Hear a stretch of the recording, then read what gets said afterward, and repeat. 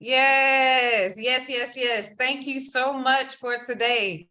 I appreciate everyone showing up and being here for this great opportunity and chance to discuss what we have going on at First Followers. It has been a blessing to, introduce this particular what is this? A webinar? No, it's a what is it? The cause and solutions that we've come up with for the past few years that we've been doing our research in general in the community of Champaign-Urbana. I wanted to say that we needed to hold space for those who have who are not here with us physically.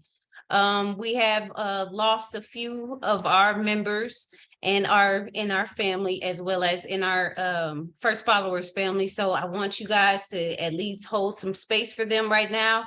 We're gonna actually pause and give them a moment of, give them a moment of silence. We're gonna also remember those that have been affected by community violence and specifically gun violence.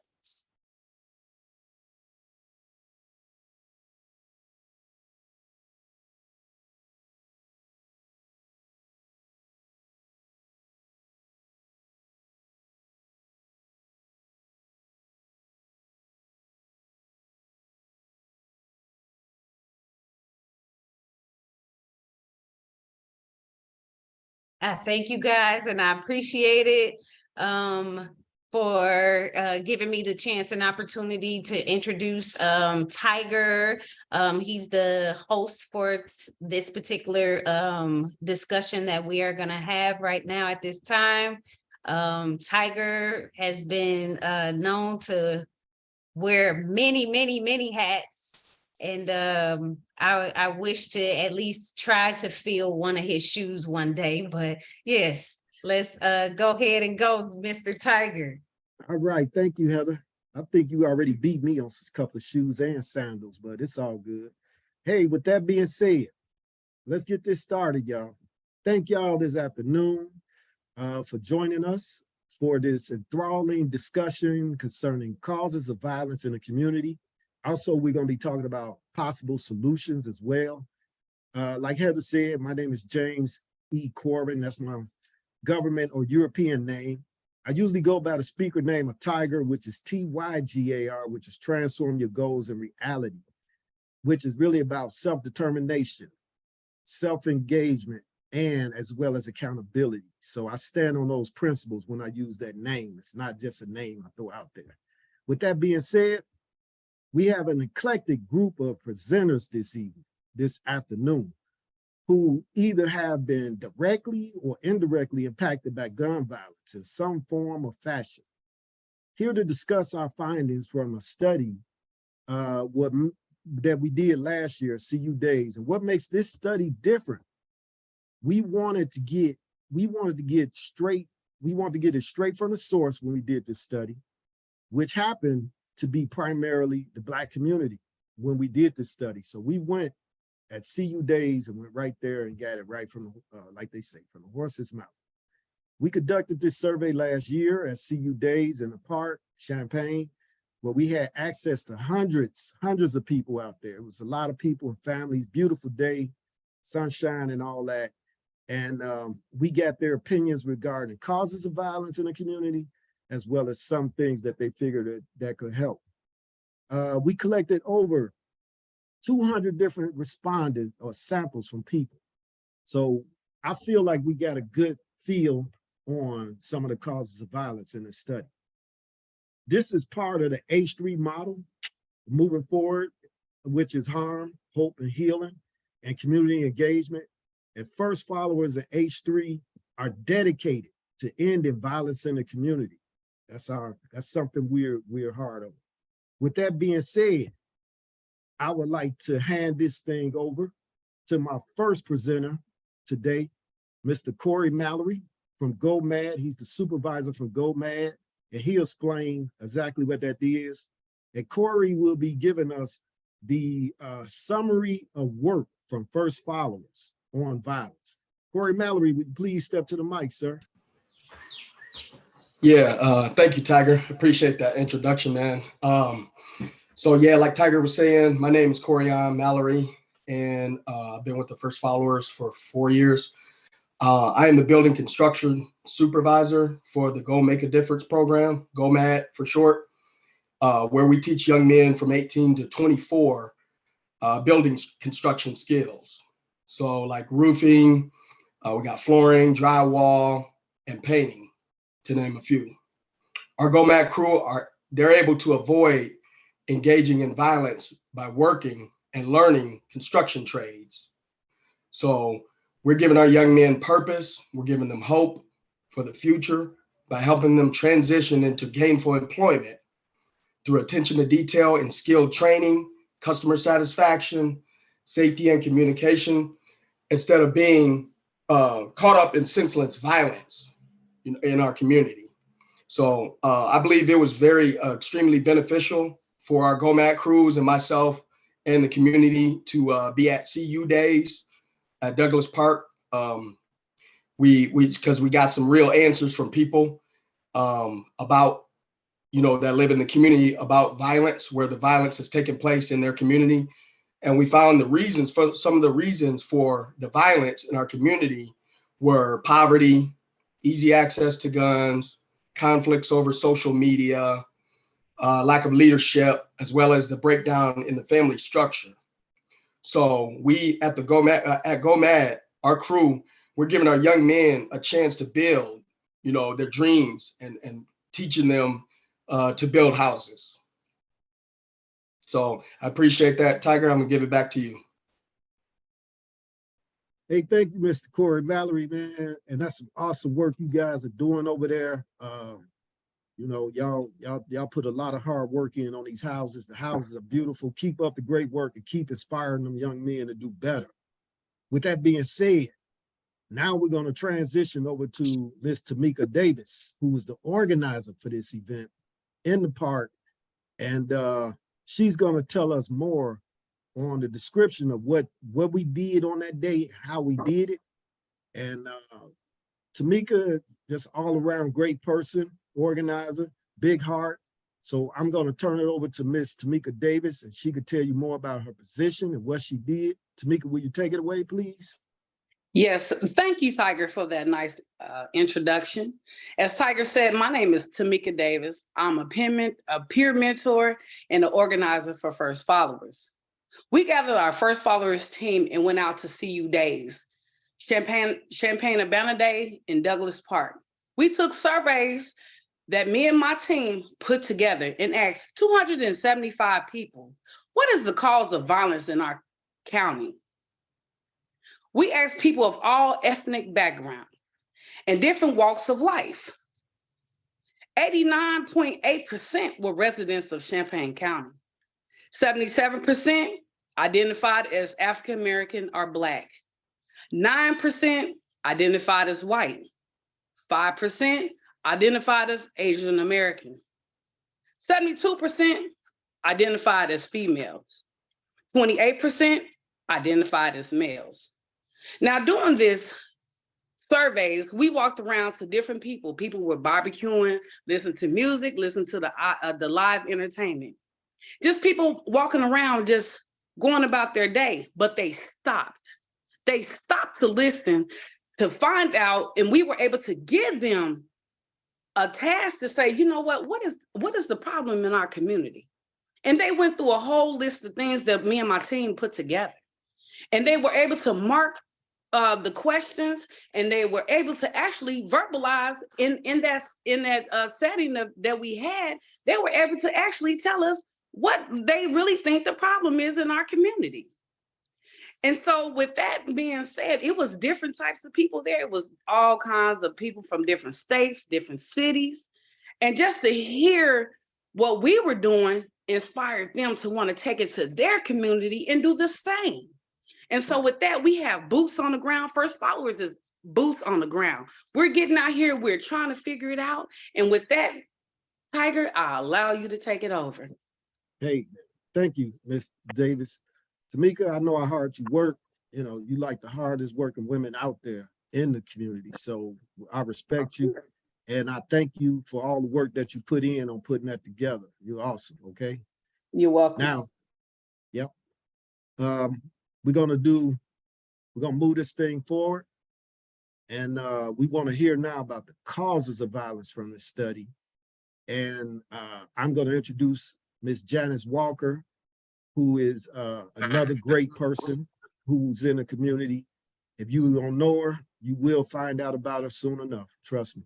Ms. Janice Walker, would you step to the mic?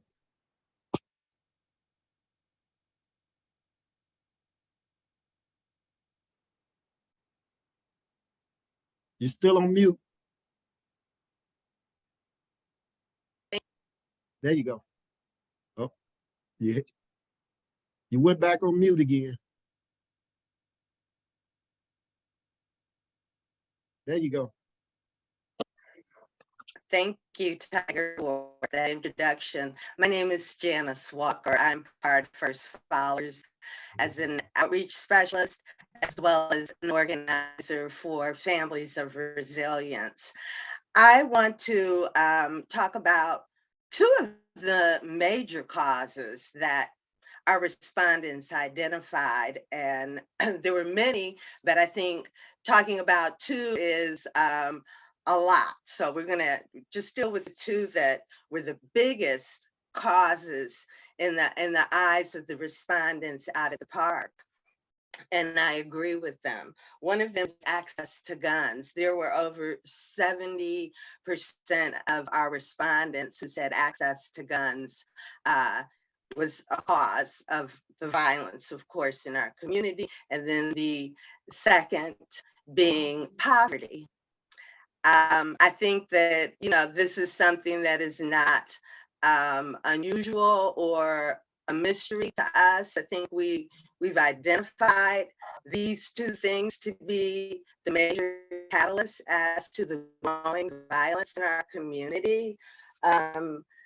With lack of good jobs and benefits along with those jobs to make people be loyal, it is a reason why there's poverty.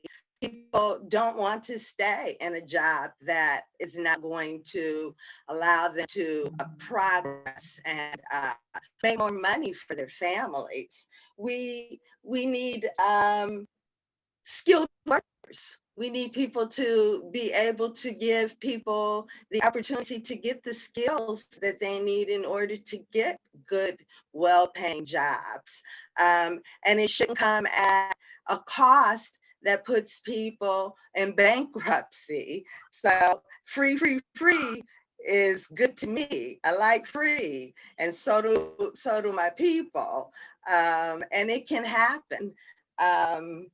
Structural racism is a definite impact as to why we remain poor. All the isms are reasons that we stay poor. And we know if you don't, I suggest you veer into it and research it so that you'll understand why there's so much poverty. Access to guns. Wow, I could go on and on, but I won't. I'm going to simply say there is an unlimited access to guns, and we all know that, and I believe that it's by design. I believe that as much effort as they've put into making guns accessible, they can put in double the effort to make guns inaccessible. So going deeper, much deeper in finding out who our bad actors are in terms of gun manufacturers.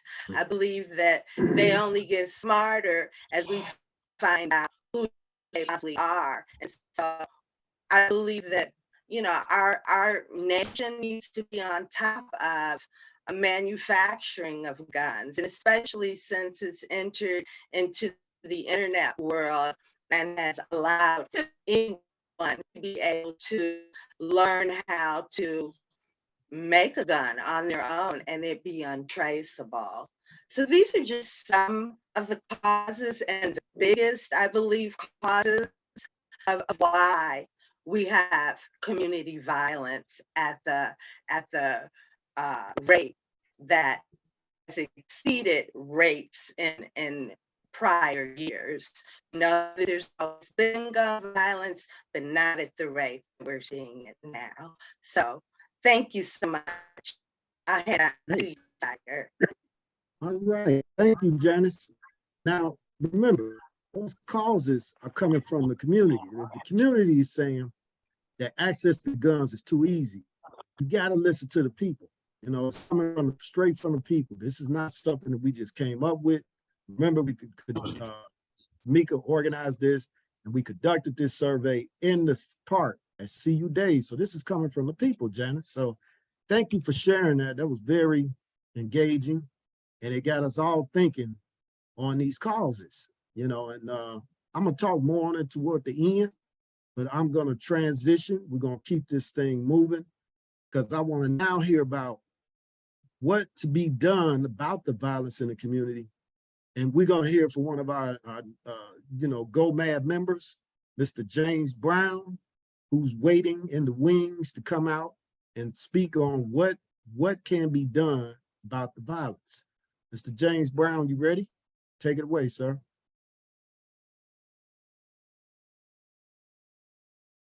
You're on mute, James. You gotta take it off mute. You're still on mute. There Can you hear go. me? I can hear Okay. you now. Go ahead. Yep, take it Okay. away. Hi, my name is James Brown. I'm working with the Go Mad program.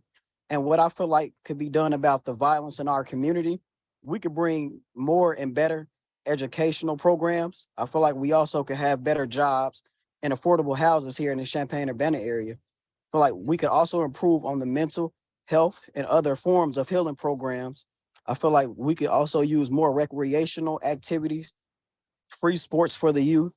Something I also feel like is really important too is us listening to the youth. Like that's really important, just knowing what's going on. Like the younger generation says a lot, but us older people, we just not as more acceptable to just hearing them out. So I feel like they just need to be heard. They have voices and they voices matter. They matter a lot. So I feel like that's pretty much big points of what we could do that could be done about the violence in our community. And I'll hand it back over to you, Tiger. Okay, thank you, James. That was some great answers, man. Great answers. And I know you really thought deeply about it as somebody who's been, you know, impacted directly. I understand. I know you get it. I got it. And I thank you for that, man. Mhm. Next speaker up, Miss Angie O'Neill. She's going to summarize some of the suggestions and give us some hope on moving forward to a solution of the causes and violence. Miss Angie, you ready?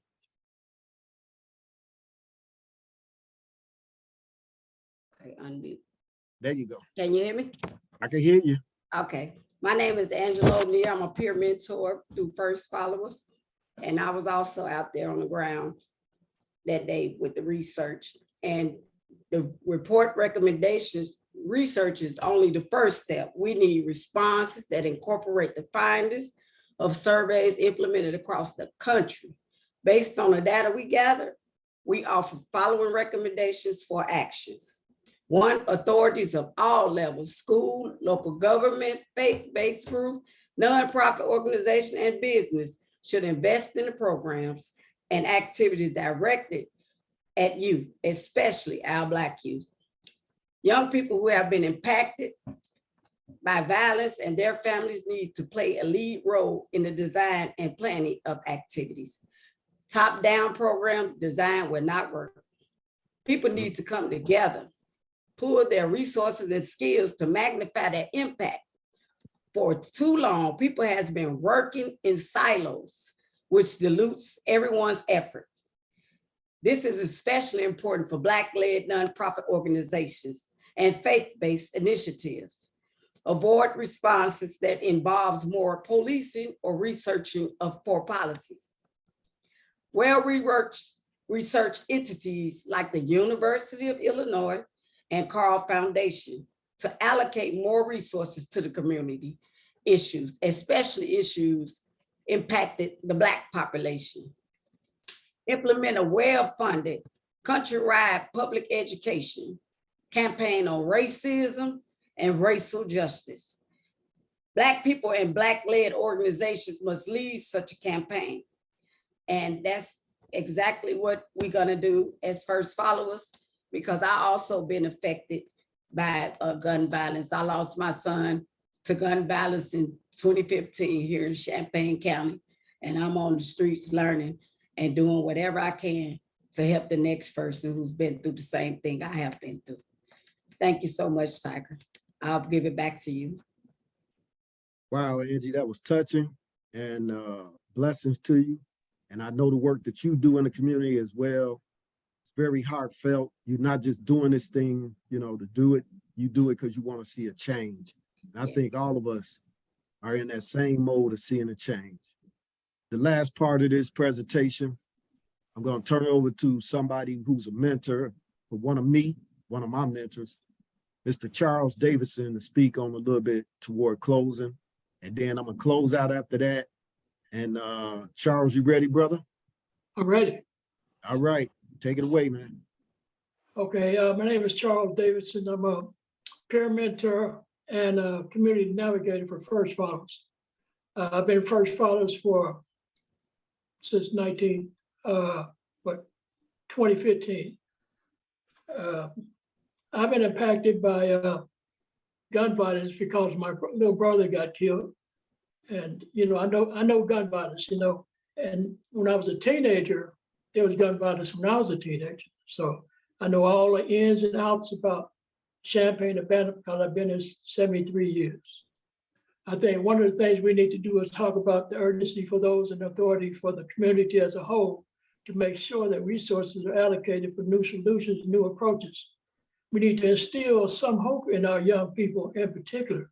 If we don't allocate more resources to education and employment, mental health, and other services, this problem will not go away. We need to meet this challenge by joining up with other organizations in the community. And, you know, that put more boots on the ground. There's other organizations that are making a difference, you know. So we need to do more of that, you know. And hopefully we will stomp out this problem of gun violence. My name is Charles Davidson. Thank you. Hey, thank you, Charles, man, especially for that personal touch at the end. Like you said, all of us have been impacted by gun violence one way or the other. I myself, I'm in a wheelchair. I got a bullet still lodged in my spine. So, and you know, gun violence has touched all of us, so I get it. With this presentation, to me, has enlightened us. It should enlighten everybody to a couple of things. We know the causes of gun violence now in the community. We know poverty is legal, easy access to firearms, you know, lack of structure in the family, positive role models. Those are the causes. Those are a few of the causes that's for gun violence. Possible solutions, like Charles saying, stop working in silos, more programs directed to youth, more youth who were impacted by gun violence being part of the development of these programs, help better programs. We don't need a top-down model. We need a bottom-up model. Bottom-up model will involve the people getting involved in the creation of this process. And to leave on a strong note with this presentation, you know, it's graduation time, we happy. So, you know, I don't want to just leave this just not about delivering bad news. This is about building something stronger. And I'm gonna take the words from Martin Luther King. And Martin Luther King Jr. said basically that it's in times of adversity that a character as man is built. So with that being said, we could look at this adversity and build on this time right now, build character and build a stronger community. That's what I would like to take away from this right now. We want to lead us definitely on a positive note because there were some solutions out there tossed out there. And this is part of the A Street model moving forward, harm, identify the harm, establish the healing, and then bring in the hope. That way then we could grow as a community. And I got one other saying I'm gonna leave with you too on this one. And then, I want to thank all my guests. But like Michael Jackson said, all this starts with the man in the mirror. You want to start change, start with yourself. The longest journey that you're gonna take is the one that's within. That's the longest journey. And once you start this within journey, the without journey got to reflect it. With that being said, I'm gonna do this. I want to thank my speakers, Mr. Corey Mallory. Thank you for all that you shared with this. I want to thank Ms. Tamika Davis for all the work that she's done and put the hard work in.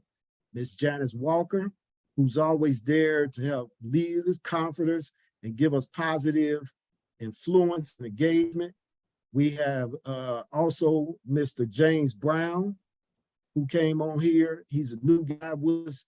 He's doing some amazing things, and look for him to cut his own name out. I know what you're saying, James Brown, but listen, this James Brown here, he's cutting his own path. So y'all be on the upcoming, this young brother is real. Also, I'm gonna say, Charles Davidson, thank you for sharing that personal point and reminding us that, this is nothing new. We've been dealing with this thing for a long time. Like you, in the early 90s, the gun violence was ridiculous, but why is it picking up, and why are we still dealing with these same issues? This is 2023, and we still dealing with this. The baby should not be dying like this. I'm sorry. And I also like to take the time to thank out Ms. Heather Rose, who's always beautiful with her energy and sharing it with us and bringing us to that forever healing moment. And with that being said, I'm gonna say this: if you want to get involved with an organization. Go out there, get with your church. Go out there, get with a non-for-profit organization. You want more on this information? Look up on our website, firstfollowersreentry.com, and you can also donate there. We always be looking for donations to do this type of work. It's not free, but you can also email us at firstfollowerscu@gmail.com. Again, firstfollowerscu@gmail.com. So I'm gonna bid you adieu. Thank you for joining us this afternoon in your busy schedule. Happy graduation to all those graduates out there. This is a positive time, of energy that we all feel it is in the air. So let's grow on this and let's develop. Thank y'all. Thank you.